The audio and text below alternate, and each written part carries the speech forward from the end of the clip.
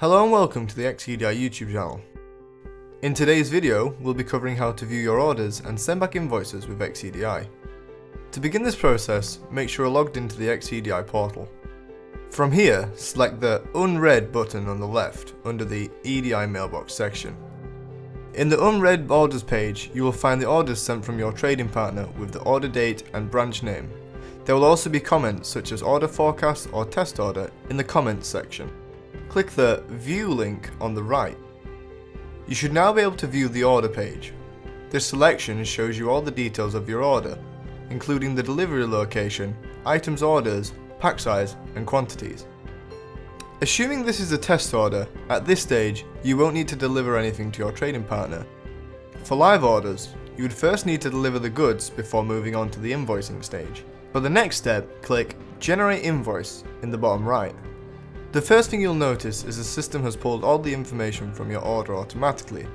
This makes producing invoices fast and keeps the data accurate.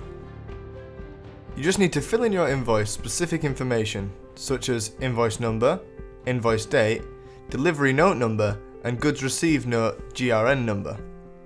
If you don't use GRN numbers, just leave the box blank and the system will automatically handle this for you.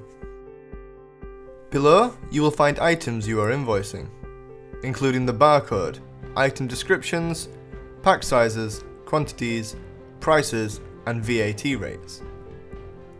Once you're ready to send the invoice, simply click the Post Invoice button and XEDI will send it to your trading partner. Once the invoice has been posted, you'll be taken to the Send Item screen. This will let you know the current status of your invoice. Invoices remain in the pending state until they've been pushed over the EDI network. This happens automatically throughout the day and also gives you a chance to edit or delete an invoice in case mistakes were made. However, once an invoice has been pushed over the EDI network, you won't be able to make any changes. And that concludes this video, as well as the Getting Started with XEDI series. Thank you so much for watching. Be sure to subscribe for the latest hints, tips and new features that XEDI will bring in the future.